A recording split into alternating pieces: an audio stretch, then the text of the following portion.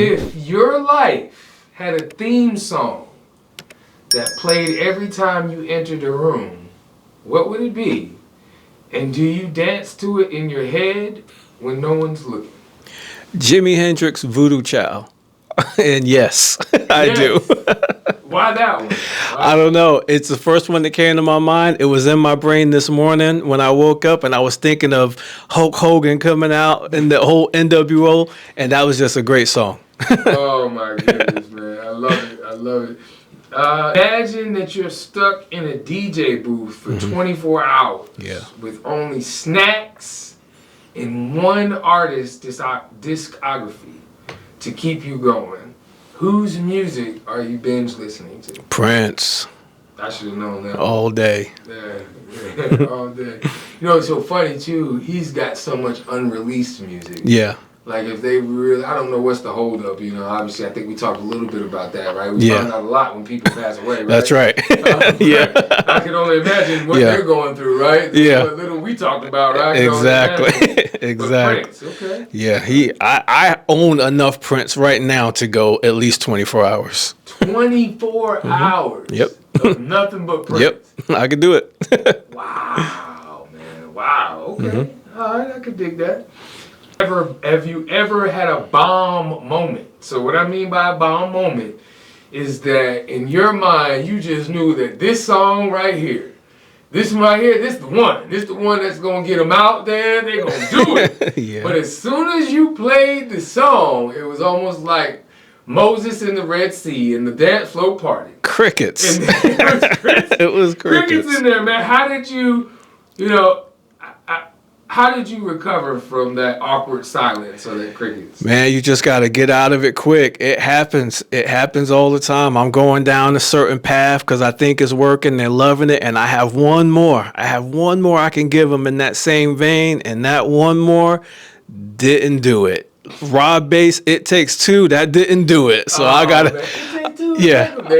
I thought it was going to do it. They didn't know. It didn't do it. Quick Shift, BBD Poison. Oh, yeah. You can't go wrong. Can't go wrong. Yep. That was the one we were talking about timeless or ones that are apart. Poison is the one. Yeah. You can't go. That one, well, I don't know. What do you think about Sir Mix-a-Lot? Baby Got Back. That one still goes, Is that one still? You got to quick mix that one because it's too long. It is. So give them like the first verse, maybe second verse, and then get out of there. And keep it moving. Yeah. Right. You can't wait too long. Yeah. That's another good question. Like, it is a time factor. So it is. Like for those songs that are longer than long, like I know another one. I don't know. Maybe it's different crown. Bone Crushers. Never scared. Well, yeah. I guess it depends on the crowd on that one. Yeah, a lot, especially nowadays, because people's attention spans are real short. So you really can't play but first verse and hook. And then they want to move on to the next song anyway. And some songs, it's just hook. Like Never Scared, I'll go just hook on that one, and then I'll get into something else. Most people wouldn't know the verses. They don't know the verses. Yeah. Name me your top 5 hook songs.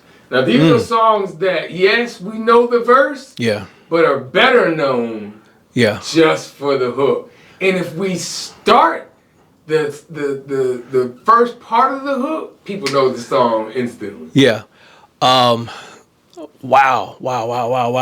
Let's say Lil Jon and East Side Boys, Get Low. Yeah, can't go Get wrong. Low.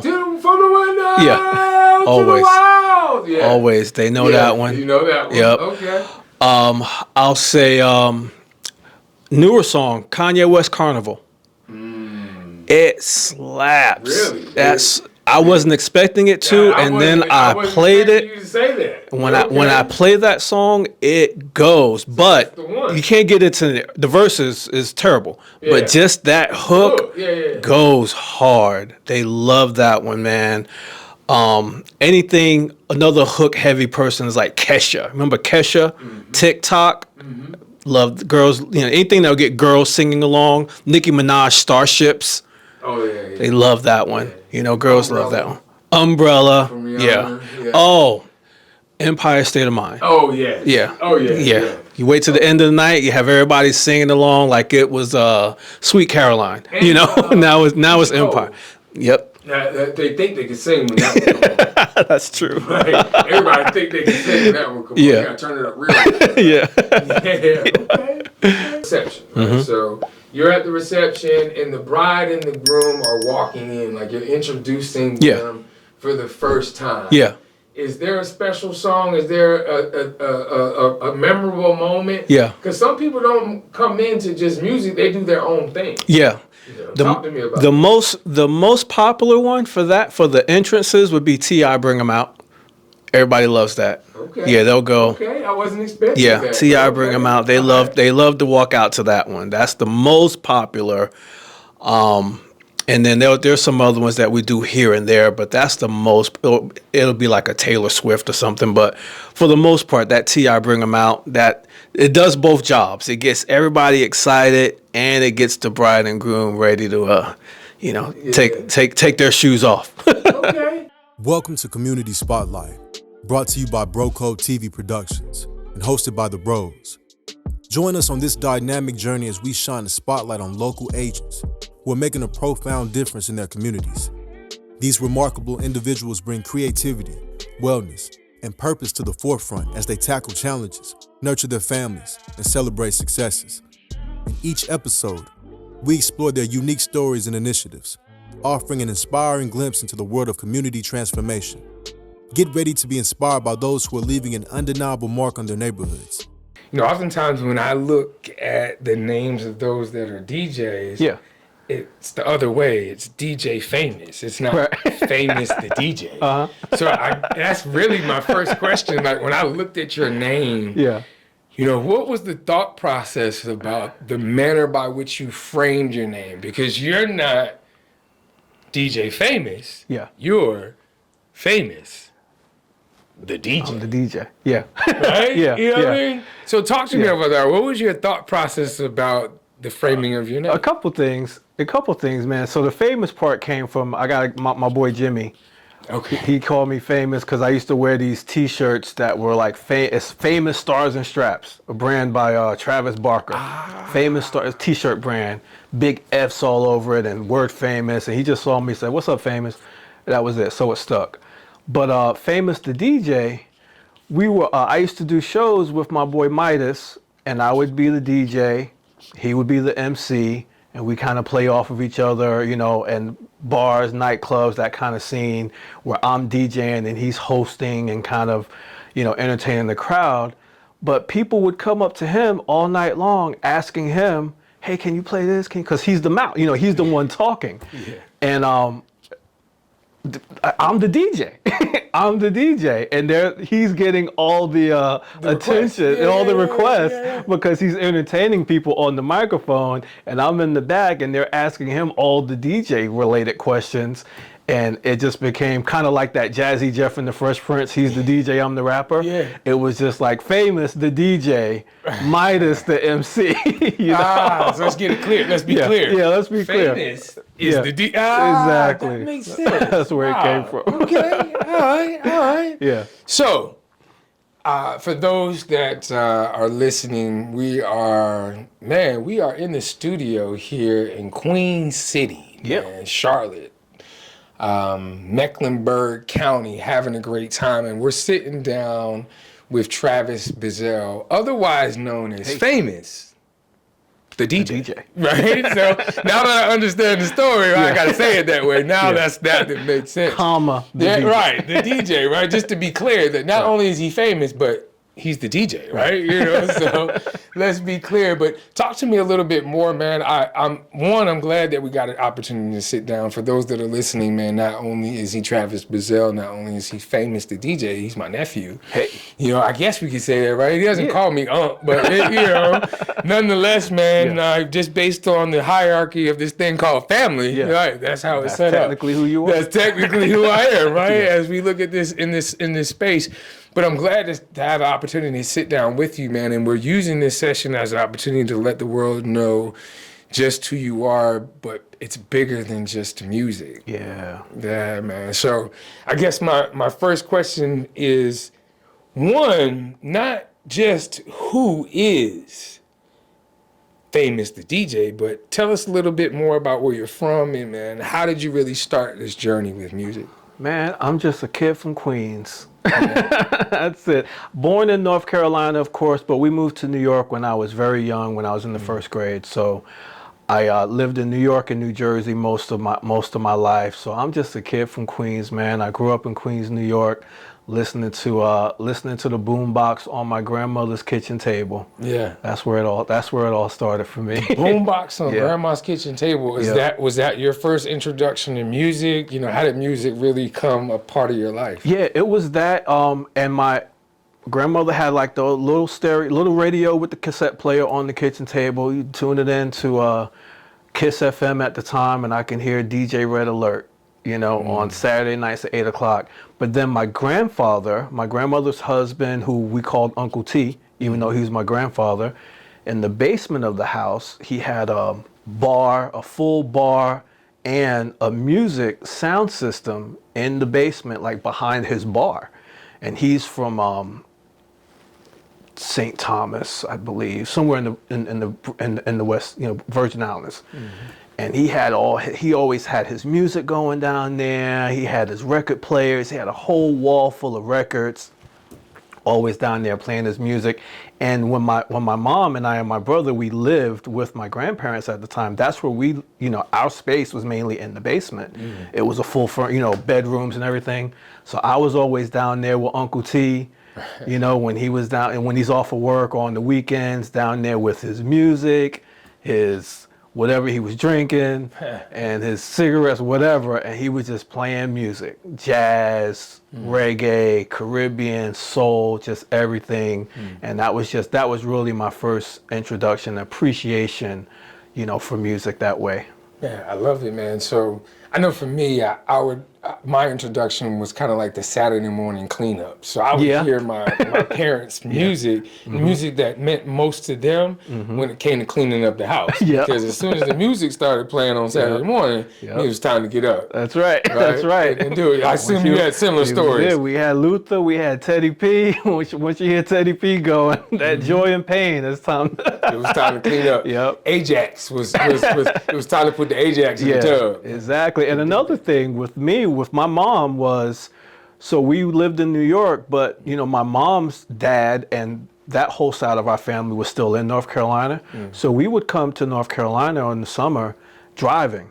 So sometimes it'd be me and my mom, or sometimes me and my mom and my brother driving 12 hours from New York to North Carolina, listening to my mother's music. And my mother, everything that she loved, on the car rides. And I just remember, all the stuff that she was listening to, on those long car rides, and that love for music came from all those places. How much of that now, like those experiences in the car, those experiences of waking up a Saturday morning and cleaning up and listening to the OJs and Luther and some of those artists that you talk about, man, how much do those experiences play a part in who you are today as a DJ?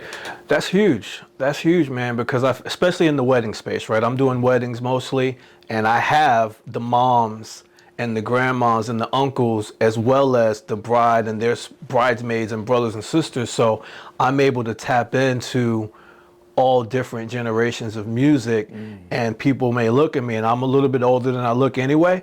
So people look at me, the parents will look at me and think, okay, we know what he's going to be doing today. But then I can hit them with something they weren't expecting, because that knowledge and that appreciation for different eras when it comes to music, everything didn't just happen, 5 years ago. So I'm able to really tap into whatever their sweet spots are. It's in terms of what they love, and keep everybody's attention all night long. Yeah. Sounds like that was important. Like though you may not have understood it in that moment at 10 or at 12 or at 15.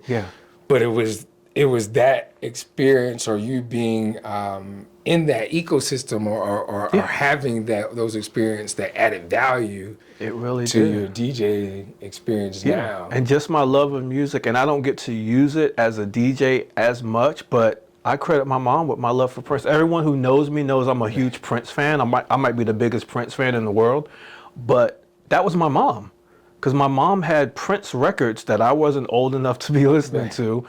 My mom bought the Diamonds and Pearls Prince CD because she loved that one. My mom used to buy stuff for one song, right? Yeah, She loved that one song, Diamonds and Pearls. And once she played that song out enough where she was tired of it, then that CD became mine. And then I heard what else was going on that CD and was like, yo, this dude.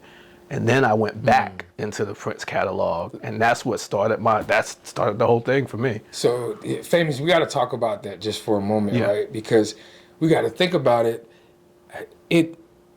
What is passed down to us has a way of forming who we are. So there's a sense of responsibility. Yeah. There's a sense of accountability where it's up to us to actually pass on that. So now what does that look like for you now? Because you're a father. Yeah. Right? You got kids. Yeah. So what does that look like for you? What sense of responsibility do you have now as a father, as a connoisseur of music, right? Yeah. Like, what does that look like for you? Yeah, it's the same. I'm hipping them to game, man. I'm hipping these kids to game. I'm letting them know what's hot out here. We're in the car, going somewhere, going on a vacation or something. We always have music in the car. Sometimes I'll let the kids decide. They'll say, oh, can you play this song next? And now it's a lot easier, right? I just got the Apple Music on the phone, right? So now my daughter Imani can say, hey, I want to hear Jack Harlow, whatever it is, and we can do that, and we get to hear some of mom and dad's music too, so they can hear some of the stuff we were jamming to. They can hear a little bit of Next, or stuff like that, and a little Tevin Campbell. We can put some of that in the car, and they have an appreciation for it. They can hear it. Yeah, exactly. Yeah. They can hear those records and be like, oh yeah, that's a nice song. I hadn't heard that one before. They think it's new. Gotta love it. Yeah. So why DJing, man? Like, what inspired you to become a DJ, and how did you know that was the path that you really wanted to take? I really didn't know. It was I knew I loved music. I loved music from that second grade. I knew I loved music, all types of music. I can recall when I was probably in 4th or 5th grade, my great uncle Steve had a girl that he was dating at the time, and I don't remember all the details about it, but I was with Uncle Steve, and we ended up at his girlfriend's house. Yeah. She had a son that was a teenager, and he had all this DJ equipment in his basement. Like the full setup, turntables, this is back in the late 80s, turntables, records, and it was just me and him down there in the basement, and he was cutting and scratching and playing all these records, and I'm in the 4th grade like, like, wow, what is that? That's so cool. That's so cool. I always had it in the back of my mind I would love to do that. But years and years later, I never did anything about it. I was just appreciated. I appreciated DJs, appreciated music that way. And then I think it was 92 when Juice came out. Right? Bishop. GQ was, doing his DJ competitions, man, and just looking up to other DJs, Jam Master Jay, again, a kid from Queens, right? Jam Master Jay. I just always loved DJs. And I just, I loved it. And then when I got to my first job on my own, right? I was a teenager working at Taco Bell, and my first paycheck, I went down the street on Jamaica Avenue and I put some DJ equipment on layaway. Wow. I had some turntables, a mixer, them carpet speakers, put it all on layaway, started paying my little $50 until I got it out. You gotta think about it, man. Shout out to Uncle Steve. Yeah. Right? Yeah.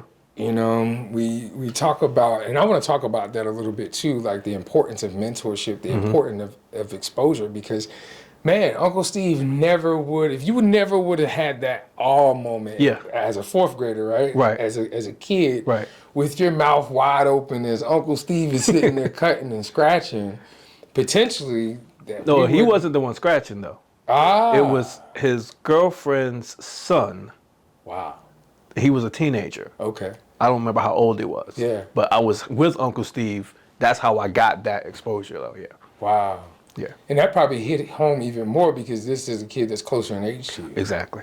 Right? Exactly. So you can really see yourself doing that. Yeah. Because he was closer in age to you. Right. Man, shout out to the exposure and And I know Uncle opportunity. Steve has no idea that this even happened. Right. you He know? gonna see this though. We gonna Yeah. make sure that He has is he no still idea. around? Yeah. He has no idea that this happened. I don't even remember the dude's name, but I remember that experience of him DJing and me being like, "What?" That's golden, bro. Yeah. Yeah. And there's gonna be somebody that's gonna hear this. Yeah. Thank you for sharing that, bro. Yeah. That's really dope. So now we gotta have some fun, man. Give me a funny DJ moment. What's the funniest or most unexpected thing that has ever happened during one of your sets? Oh, I got a million of them, but I'll stick it to the wedding world, right? In the wedding world, anytime a dude takes off his shirt and busts out the worm, Oh, man. And this has happened. Like, this happened at a wedding. Wow. Just shirt off, and he's down there doing the worm. Clearly, there were some adult beverages. Beverages involved, yeah. But I can only assume that was a pretty dope moment. Wow. Yeah. Okay. Yeah. You got another one? Yeah, I mean, I love them, man. I love even just the aha moment of I wasn't expecting that song the way that it came in, and it's something. I mean, even something as Backstreet Boys, you know, like they jamming on to something else, and then the way it came into this particular version of this, just hearing everybody go, "Wow!" and then just start singing along. It just gives me the thing. It sounds like that's part of the art. Yeah, it is. Like that's part of knowing the room, like knowing your audience. Yeah. Let's talk about that, man, because to me, it sounds like there's some skill involved in that. There is. It's a skill. Well, so I come from a customer service background. Before I was DJing, I've always been in the workforce, customer service, retail management, paying attention to people, listening to people, and even watching people's body language, in sales, before you disarm them where they're ready to talk to you, right? You still have to kind of watch their body language to decide where you're taking your conversation. Music's the same way. DJing is the same way. I have to disarm you to now I have your trust that now you could go on this ride with me. And I love taking people on a journey through music because it's just so special. It's so important where we can meet somewhere in the middle of my hip hop, R&B, soul music background that graduated to rock and alternative in my teenage years and pop and country when I moved back to the South. I can bring this whole melting pot of experience to whatever your idea of a good party was, and we can meet there and have a great time. Yeah. And that reading that room and reading that body language, I think it started with, being a club DJ. Like before doing weddings, I was DJing in nightclubs and bars, and you have to learn how to always see what's going on around you and seeing, oh, that guy over there liking it. I like it. Yeah, I'm gonna do a little bit more of that, And then I brought that with me to the wedding world. Yeah, I love that, man. I appreciate that. Yeah. Best set ever. Ooh. Man, share a story of your best, or what you would assume, right, from your perspective, of being your best set ever, and what made it unforgettable. Like, why was it your best set? Yeah. Well, I have a bad memory, but I can give you a recent one. Okay. Right. Okay. This was recent, over the past few months. Bride's family were from Ukraine, I believe. And she gave me ahead of time like a YouTube link of all the music that her side of the family would want, right? Just but I had to listen to them ahead of time and find out where I can get these songs from to incorporate them into my set. And there was some slaps on there, right? There was some slaps. I mean, I don't know any of the words. I don't know what they're doing. Yeah. But it was like Ukraine. There was some Latin music. There was just American pop music, hip hop, everything. This party, typically in a wedding, you got the ceremony, you got a little cocktail time. Then we're going to have the introductions, first dance, dinner, and then there'll be party time afterwards. These people partied from the time they walked in the room from cocktail hour. They partied the entire time. Like, we had to get people to sit down so the wait staff can serve dinner. because they didn't know where anybody's tables were from what they ordered to dinner, because the dance floor was packed all night. They were picking people up in chairs and doing all night long. And I love it when I don't have to do just one thing all night long. I don't want to play hip hop all night long. I don't want to play pop music all night long. When I can melt all these things together and make you feel that experience, and it doesn't sound like you've been anywhere different, it's just all in one pot mixed together. Those are my best parties, and that's what this one was. We did everything that night, and those Eastern European songs that I had no idea what they were doing and talking about, but I listened to it ahead of time, so I knew where I can make it work, you know, tempo, key wise. I heard it and said, okay, that sounds like I can do this with that, you know? And then just to hear it happen and hear it all come together, that's still like my favorite party. Awesome, man. I have to ask,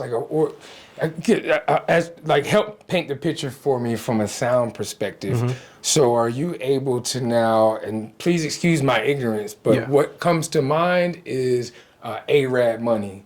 So Yes. And then all of a sudden now you're blending in an R&B or pop thing into it. And they're jamming to it. So it's their culture of music, whatever that is, but with a beat to it. But a beat to it. Right. You know what I found out too, bro? Everything now has a little hip hop in it.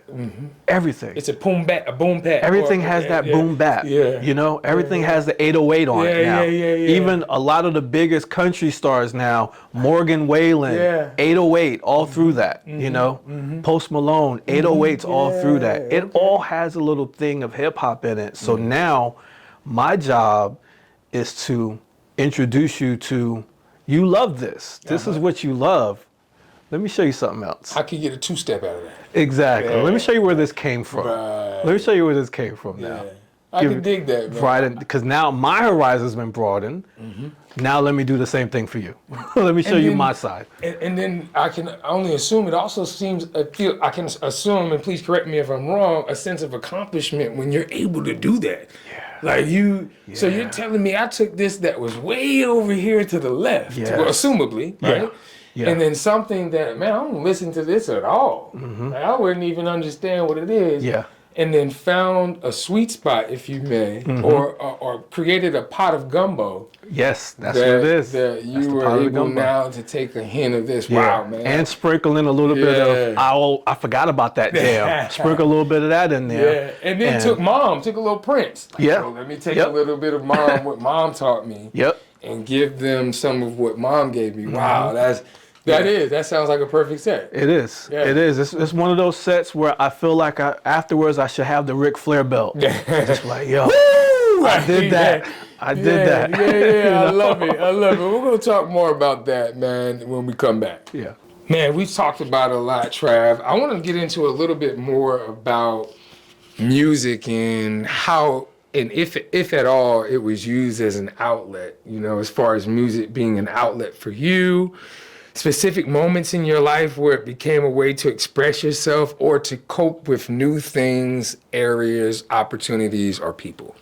Yeah, music is definitely an outlet for me growing up. It was all I had, man. It was all I had. My mom was a single mom, working sometimes 2 jobs. You know, I have a brother that was 3 years older than me. He wasn't always in the home. He was in and out with things, and music was my expression. It was my way to interact with something. I was interacting with music, whether it be, I was the kid that always had headphones on. I always had my little cassette player Walkman with music on, or, you know, walking to school or walking to the bus station. I've always had music playing 100% of the time. Before DJing, it was just walking with music. Walking with CDs or tapes. I had the whole box of them in my little carrier as I'm walking to wherever I was going. Always music. What was it that you were playing. listening to? What was in the Walkman? I think my first piece of music that I remember buying on my own was EPMD, the second album, Unfinished Business. Everything else I listened to the radio, of course, but actually going to buy an album.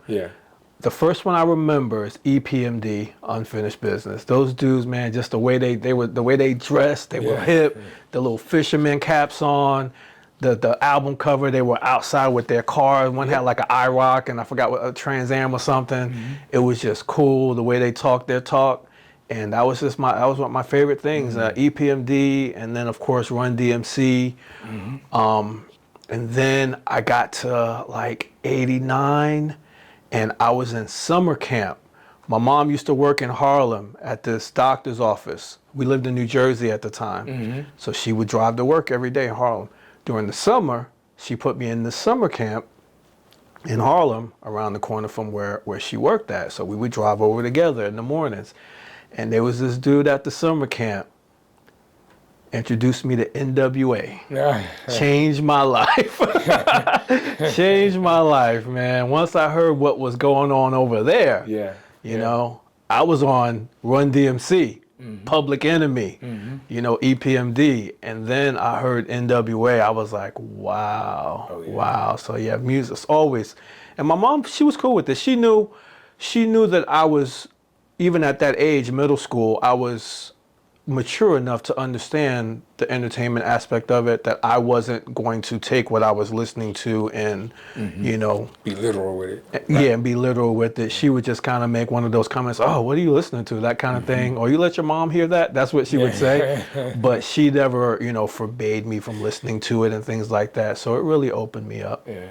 And again, you know, having someone like your mother that allows the exposure with understanding, I can only assume continues to your palate, right? To be even bigger and even stronger into what you're doing now. So that's really dope, man. I appreciate that. Let's talk mental health and music, man. Like, how does music influence your mental health? How does it help your mental health? How do you balance the high energy demands of being a DJ and continue to have self-care for yourself? That's the hard part. That's the self-care for sure. I'll start at the end, right? Yeah, we got to work backwards. Let's work backwards. Having the self-care is definitely the hard part. It gets, you know, we want, as mobile DJ in the wedding and mobile entertainment business, you know, we just like my sales background, it's hard to say no, right? We want to take every gig, we want to do every job, we want to rock every party. I can do 82 weddings. There's only 52 Saturdays in the year. I could do 82 weddings this year. You double up. Yeah, we want to do Thursday, Friday, Saturday weddings. We want to do it all. We have to balance it by saying no sometimes. I learned this recently because last summer I worked a lot, you know, all year round. Summer, the kids get out of school. I'm in South Carolina. Most of my weddings, North South Carolina, Georgia. It's hot, right? And I probably did a little bit too much. So this year, you know, going into this year, my wife and I got together with a plan and said, we're going to take July off. So I took the entire month of July. I didn't take any bookings. I ended up taking one because we planned vacations and things. We planned to do more things this year. We bought a camper, you know, so that's how the mental health is being taken care of. Doing more family things. Even when I have to travel now to do weddings, if it's a travel, now they can come. Now my family could come with me. That's right. And instead of me renting a hotel for $100 a night or whatever, now everybody can come. And even other engagements that they were able to come, we were staying at a resort, staying at these places. But now we can do that more often. That's good. And I ended up taking one job this summer because it was just kind of a weekend that we didn't plan anything for, and I just had a free. And it was a last-minute wedding in the lady's backyard, so I did it. But for the most part, I took off the whole month of July. And I think, you know, we should do more of that, like planning to take breaks throughout our year, because we have 2 busy seasons, you know. March, April, May, June is really busy, and then August through November. So can I take some July weddings? Yeah, and be hot and sweaty all summer long. Or I can just take the month off, spend some more family time. Man, we went everywhere this summer, you know, and and I don't feel like I'm losing anything business-wise as a result of it. How did that make you feel though, right? Like there's some things are invaluable, Like we can't put a price tag on what we call life experiences. Yeah. And you think about it, man, kids aren't going to be young forever. And that connection is invaluable. So it's good to hear you say that, man. Yeah. It really is. I can only assume that you saw the benefits of it, not just in your body, but in your health, but in the relationships that you're building, man. The conversations that you're having. Absolutely. Or being able to have more of, man. So that really, that's a big deal. That's a big deal. I appreciate that, man. I'm glad to hear that that's something that you're adding value to. Yeah. Let's talk about family, faith, and the intersections of DJing, right? So you're a family man, you're a man of faith, you're also in the DJ space. You know, how does your family and faith play a role in your work as a DJ? And have they shaped the way that you approach your career, both directly and indirectly? Yeah, I believe so. Quick story to start that off. When I met my wife, I was managing retail jewelry stores, and I was DJing just as a hobby, part-time weekends. I was DJing at this club in South Carolina called the Long Branch, right, which played country. It was band and DJ, right? So the band would play for 20 minutes, DJ would play. Band would play. Alternate. Yeah, alternate. Oh, okay. Mostly country music until 12:30, right? And then, you know, so my wife used to come to that club. Okay. And we never met for years. We didn't know. We knew of each other. I knew who she was. She knew who I was. She tells the story that she, whenever one of her friends or something would say something about, oh, the DJ, and she would say, well, doesn't he have a real job? She just thought I was a DJ, right? And at the time, I had a real job. I was wearing a suit and tie to work every day. Come on, Tommy, you ain't got no job. Yeah, like he needs to get a real job. Stop trying to be a DJ is what my wife said, right? So then fast forward to years later, we met while I was DJing at a different spot. We actually were formally introduced to each other and we met and things. So then she told me that story. But then years later, I still kept working my full-time job. And then I started another job while still DJing part-time. And then I started getting more into the wedding part of DJing. And it was my wife who encouraged me to quit my job and to focus on building the brand full-time. Having her, what's the word I'm looking for? having her support in that gave me what I needed to take that leap, because I always kept telling myself, oh, I can't do this full time. I got to have medical insurance, that kind of thing, right? And the only reason that I had her support is because she knew that she didn't have anything to worry about as far as me being out DJing all night long. Like, it wasn't going to be that kind of situation. And because of the work that was put in at home to make sure, family's good and make sure she understands that I know what my priorities are, that she was more okay at that time making that to not having a job, whereas before, 10 years before, it would have been like, I don't know about that. Yeah, there's a plan, right? Right. Yeah, support, there's a plan. Yeah, support's very important. And there was things in place, right? Yeah. I could not do this if I didn't have her support. Absolutely. Because I can't go out, especially I'm going 3-4 hours away sometimes, thinking about that she's worried about what I'm doing when I get there. Right. Like, I can't be successful that way. It's in my brain all night long that, that's something that's in the mind. I can't work that way. Yeah. So the fact that I don't have to is most important. Right. And you could do something that you're passionate about and really love doing it. Yeah. Right? And it just so happens that you get paid to do it. Right. She recognized the boy. I was good at this thing. I love it, man. I love it, man. I love it.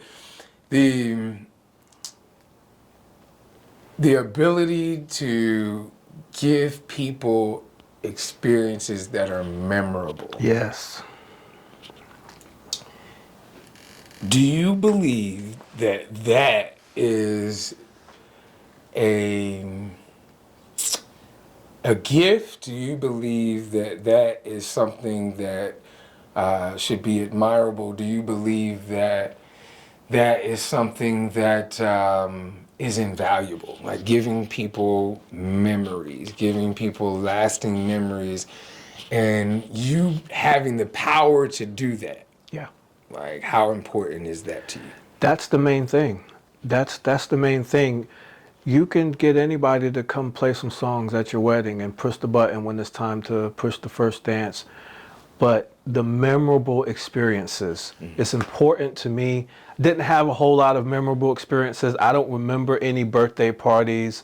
I don't remember going to anyone's wedding when I was a kid. Yours might have been the first one, right? I don't remember going to anyone's wedding. I don't remember anything like that. But I do acknowledge how important sharing these experiences, getting your friends and family together, everybody's coming in from out of town. You got uncles and cousins that you haven't seen in a while. You got your college friends you haven't seen since college coming all to celebrate with you on this one day. And after this one day, you may not see them again for a few years until somebody else gets married, until something else happens. So I believe in honoring that day and making sure that moment is captured and everybody leaves there like, oh my gosh, this was the best time I've had since that time we went to see so-and-so at the concert. You know, that's how I like the guests to leave there. And I always say people don't remember what they ate at a wedding, 6 months, 3 months away, 2 weeks afterwards. They don't remember what they ate. They don't remember how good the flowers looked. They don't remember the cake, but they remember that party. Good and bad. If there was a bad party, so man, that DJ, remember that DJ? Oh yeah. They're gonna let you know if it was a bad one. And if it's a great party, they're gonna remember that. And that's, like, to your question, that is a gift, being able to provide that as opposed to being able to play music. Being able to provide that experience that brings people back to their favorite time in life and their favorite songs and bringing their whole friends and family together. That is a gift, and everybody can't do that. Everybody can't do that. And they can't do it and look as cool. I always say that when passion and purpose collide, and then you have the audacity to monetize it, that's living. Yeah. That's living. Yeah. And from what I'm hearing, right, from us having this conversation, I'm hearing that is a space that you're living more and more in. Yeah. And then having the ability to do it from a sense of support and freedom, right, makes it that much better, that much more valuable, that much more of a great life experience. Yes. Yeah, man. I'm happy for you, bro. Like that. Not many people get a chance to live in that space. Yeah. But for you to be able to live in that space and then be able to share that energy, and then use music as the tool to do it, man, that's gotta be a dope Music will take you feeling. through it, man. Music will take you through it, whether it's Prince or will.i.am. Music will get you through it, for sure. I love it. When we come back, we're going to talk a little bit more about those lit songs and what's next for you. Okay. Discover the pinnacle of visual storytelling experiences with BroCo TV Productions. From the artistry of photography to the magic of videography, the world of podcast production, exclusive red carpet services, captivating MC services, inspiring speaking engagements, expert panel discussion curation, and breathtaking drone services. The Bros have you covered. Elevate your events and storytelling with us. Contact BroCo TV Productions now at 919-714-9905 and be a part of our incredible journey at www.brocotvproductions.com. We're here to make any room better. Talk to me a little bit more about the evolution of Famous the DJ, because if I'm hearing you correctly, we went from the country 20 minutes on, 20 minutes off, to now the evolution of weddings and bigger parties. How did that become a part? Talk to me about how that evolved for you. Yeah, it came from, so my day job was originally, I was in the jewelry business, right? Selling engagement rings. So I would meet people through there. People knew I DJ'd from the club and the nightlife scene around Charlotte and Fort Mill and Rock Hill, South Carolina. And one time, a girl asked me if I would DJ her wedding, and I sold her engagement ring, and she said, "Can you DJ my wedding too? I heard you're a DJ." And her wedding was in Lake Lure, and I said, "Yeah." And I didn't know anything about weddings, but so I kind of grew up in the DJ space of thinking wedding DJs were cheesy. That wasn't real. That wasn't a real DJ, you know. One of my DJ mentors were Jazzy Jeff. Like I wanted to be Jazzy Jeff, man. That was gonna be my thing. But wedding DJs were cheesy and corny, and they were like in that same space. I thought they were corny. And then I did this wedding, and then fast forward, I did a couple, you know, friends and family, right? Did a couple weddings.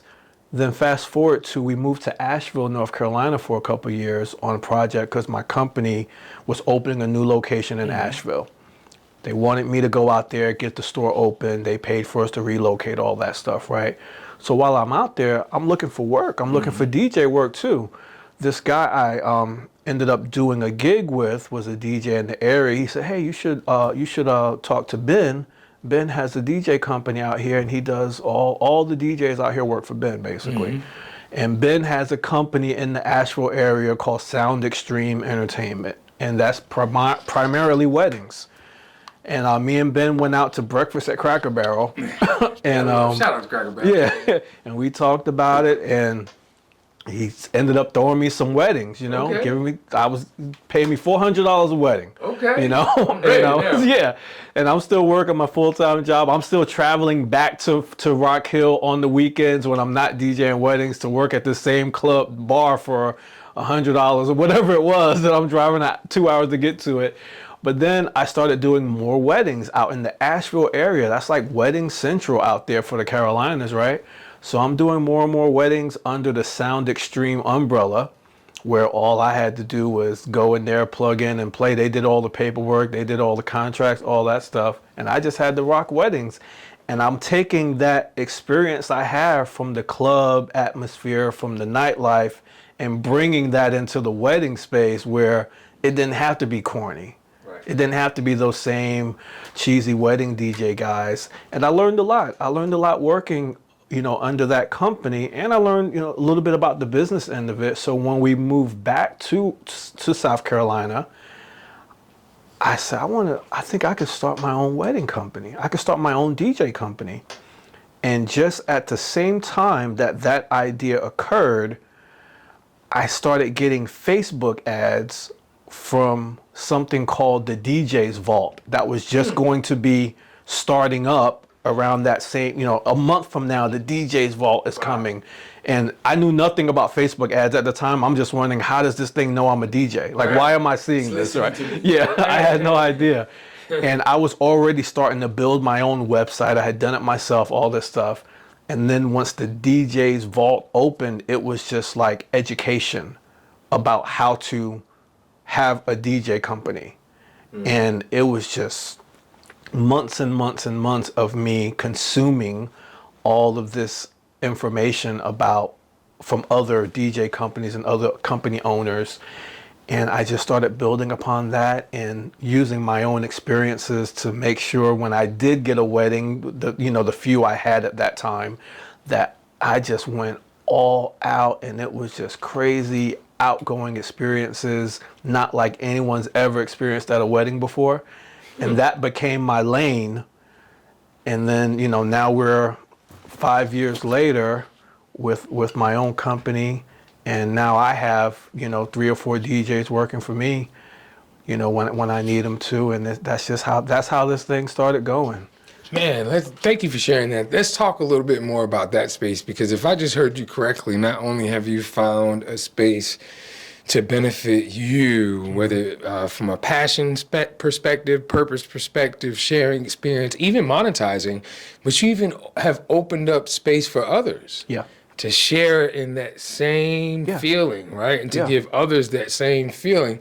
Man, that's way bigger. Like I admire that from a young man that woke up to diamonds and pearls to now finding purpose for himself and then offering that same to others. Man, that's gotta feel good, bro. Yeah, it does. Because I remember some of the struggles I had, especially starting out, and some of it was mental that I put on myself. For example, me being, a black man in South Carolina with a mostly white client base, I struggled with trying to sell myself to certain audiences and make them understand that I'm not necessarily, just because I look this way, your stereotype of me going in there playing NWA at your wedding, that's not how it's going to go, right? Yeah, so I still like it. Yeah, I still like it, but I know what to not do. Yeah. So I know there's others that may have struggled with making a name for themselves when they're, they don't look like what someone thinks a wedding DJ is supposed to look like, and they don't move that way and they don't act that way, but they know how to throw a party, So I found a couple guys in the same way, like he just loves to party, knows music, has the ear, has the personality, but may struggle with getting their own thing going so far, and that's what I'm here for now. I love it, man. I love it. Well, let's talk about the top 5 lit songs. What are your top 5 go-to songs that can get any event lit, no matter the crowd? All right. This is what I call the cheat codes. the cheat codes? Yeah, cheat codes. These are the cheat codes. These are songs that no matter who it is, they're going to work. Now, I'm taking line dances out of the equation. Okay, right? no line dances. No line dances. And I could put them all in one box, this first couple, but I just call them my Will.I.Am special. Right? I'm gonna get locked in on this one. Anything Black Eyed Peas, man, they go no matter what. They go. That I got a feeling. Boom Boom Pow, that's the one. You put on Boom Boom Pow by Will.I.Am, it's gonna go with any crowd. It doesn't matter how old, young or old, everybody loves, it just feels good. Flow Rider, Low. It's gonna go. At the time, for us, we thought, that's cheesy pop, hip hop, pop. But here we are, 15 years later. Apple bottom jeans. They don't know the name of the song. With the fur. They say, "Can you play Apple Bottom Jeans?" Because that's the name of the song. Right, that's it. Nelly, Hot in Here. Oh yes. Going. It will always be hot in here. Yeah, always, never fails. Juvenile, Back That Thing Up. Back that thing up. Yeah. Not going anywhere. Yeah, nowhere. It's not going anywhere, man. Those records are just timeless. For the 9-9. Yeah. Yeah. Beyonce, Single Ladies Always. Yeah. Even now with Cuff It. I can see that song going forever, Bruno Mars goes forever. Any one of them. Pick one. Pick one. It goes forever. And I think the last one for me would probably be Robin Thicke. Robin Thicke, it goes all the time. Blurred Lines. Yes. Yeah. It doesn't matter. Any crowd. Yes. It doesn't matter the crowd. Absolutely. Yeah. I can agree with that. Yeah, some other things work better or worse depending on who the crowd. Those are the ones that work no matter what the crowd is. They're going to work. I could dig that. Yeah. And then, of course, Usher's Usher's, yes. Yeah, oh, yeah. Like that one always. Right there. Yeah. Always. You can't go wrong with that. You can start the party with that. You got them all that's night. That's it. You got them. That's it. You got them. That's it. That's it. Where it goes from there, we'll find out. Is there some libations? Okay. Timeless music. Yeah, I can agree with that. I certainly can agree with that. Musical influences. Who do you look up to in the music industry, and are there any DJs or artists that have influenced your style or approach? Yeah. As far as musical, like I've said before, Prince. Prince. The way he was just so creative with what he did and how he said the things that he wanted to say in a more creative way than anybody else was saying it. And the way he lived it. As far as DJs are concerned, man, DJ Jazzy Jeff. Of course, it started with me with Jam Master Jay. I said that Jam Master Jay, the way he was, because my brother was a rapper and I was supposed to be the DJ, right? So I was going to be like his Jam Master Jay. So that's kind of where it started. But then I saw, maybe 15, 20 years ago, I saw a video of Jazzy Jeff and Mad Skills. And Jeff was DJing and Mad Skills was like MCing and throwing the party and kind of educating the crowd on what Jeff was doing technically.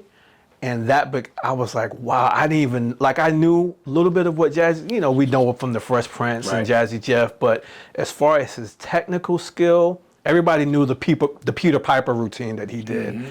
But then I actually saw an entire performance of him going an hour and a half rocking a party with Mad Skills emceeing, and I said, wow, that was it. And that's how I wanted to start to make my sets go, where each song was flowing better and also teaching you something, because he would do this thing where he would play the sample and then in real time show you how Shook Ones was made, because he's playing the original version and looping it and hitting the tempo up or turning the key down, and then dun dun dun dun dun dun dun dun dun, and you can see that, and he would do that a lot with sampling and show you, and then I bit it.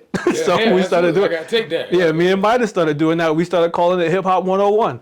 So we started doing a routine where I would take the sample, cut it up, do some creative things with it, show you how he did that. And we did it with the Jackson 5. Wow. Right? We did the Jackson 5 into dun dun dun dun crisscross, right? Wow, jump, and then go back to the Jackson 5, that same song. And now I'm gonna show you how they did that same loop with Jay-Z, Izzo. Dun, dun, dun. Same song was crisscross and Jay-Z. So we would kind of incorporate those things. So yeah, Jazzy Jeff was a big influence on me DJ wise. It's just creative. Good creative stuff, wise. Man. And then in the wedding space, man, I look up to guys like Joe Bunn, Jason Jani. I like what they're doing in the wedding space really inspired me to wedding DJs can be cool. And Jani is up in New Jersey, and that's I love it. That takes me back to my roots. And Joe Bunn is right here in the Carolinas, and I really love what they do, in the wedding spaces. So those are some of the DJs I look up to. Well, and I appreciate you sharing that too, because me admiring someone else's dope doesn't take away from my own. Right. Yeah. And I know I don't know it all. So man, if exactly. there's, like you said, I bit that, that becomes mine. I just make it my own. Exactly. And plus, there's nothing new under the sun anyway. Exactly. Right? Somebody else was doing it. Right. Yeah. You created and made it your own. Now I'm going to do the same thing. Yeah. And make it better. Yeah, exactly. Right? At least that's the goal. Right? So, hey, man, we talked about mentorship earlier. But I'm wondering, what would it look like to do that same thing from a space of self-reflection? So, what are some words that you would use to encourage your younger self? So if you could go back and give your younger self one piece of advice, what would it be? Man, I would say, go after it earlier. Go after whatever don't let anything stop you from thinking it can't be done. Like, I didn't think I can be DJing as a career when I was 15 years old. So I went a different way. So I started DJing as a career at 40 years old, you know what I'm saying? And I wish I would have gone after it sooner and not let, don't get in my own way about why I can't do this. Why I can't be Jazzy Jeff. I can't be Jam Master Jay. I can't be Jason Jani. But I can. I can. I got to get out of my own way. Like book I'm reading, Crash the Chatterbox, right? Got to, get those negative thoughts out of my head about myself. I used to hate the way I speak. I can't stand the sound of my voice, which is I was always the background guy when it came to performing. I was the DJ, I was the backup singer. Midas is my MC, because when I hear my voice on tape, You know, I don't like it. I yeah. cringe. I get in my own head about what I look like, what I sound like. Once I get out of my own way and realize I do have, you know, something valuable to bring, even with my, you know, half lisp, mumbling tone of voice, you know, I can still contribute something that people enjoy listening to. I wish I would have thought that way earlier. Yeah, getting out your own way. The fear and uncertainty, the doubt. Yeah. Yeah, I've oftentimes heard that that's the enemy's greatest tool is doubt. It is. Because if he can get you to believe that you're not who God made you and designed you to be, he's already won. Yeah. Because all of the other thoughts that you think towards yourself will follow through in the actions or lack thereof. Yeah.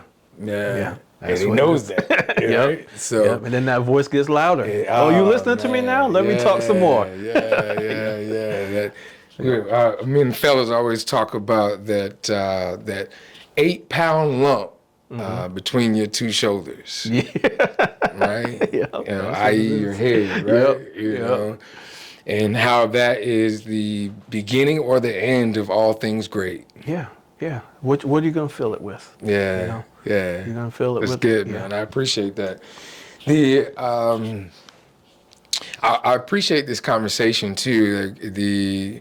As far as individuals getting in contact with you, how can those that are seeking your services, whether that be to hype up the block party, the wedding. I still do that. Yeah, absolutely, man. Hey, we still need music on the block, bro. Yeah. That's right. So when it comes to just being that supplier of a great experience, it just so happens the tool by which you do it with is music. That's it.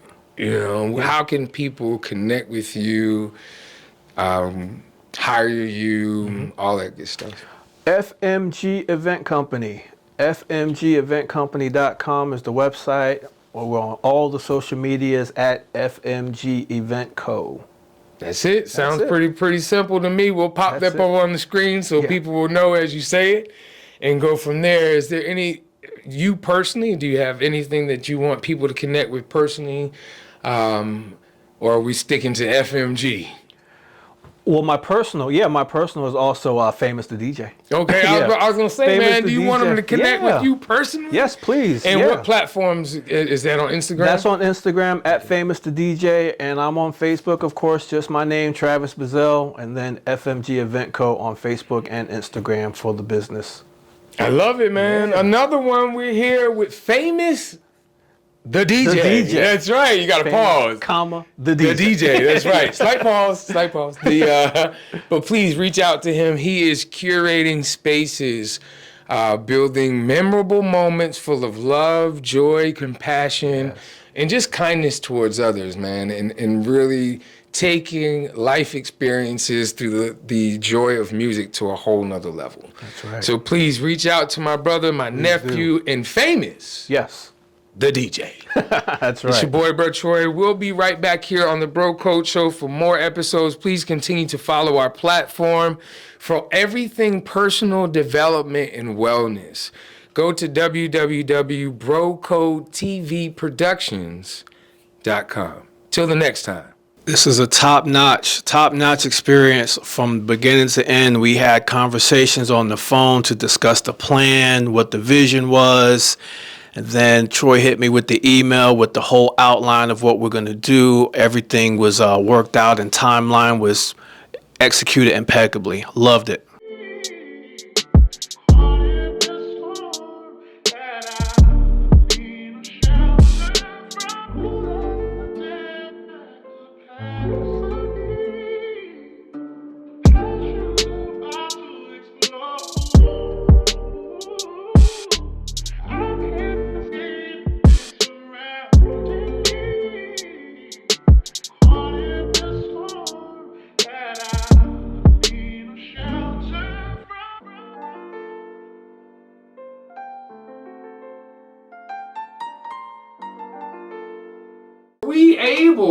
Are we in a place we're able to separate the man from the music? And what I mean by that is Mr. Robert Kelly. Yeah. So, Mr. Robert Kelly, in my opinion, is responsible for a lot of the population of people. Yes. In mid, Talk late, about it. in early 2000s. Yes. So 90s to 2000s. Yes. Half the people that are here that are Gen whatever wouldn't be here if it wasn't for Rob. That's right. Robert Kelly.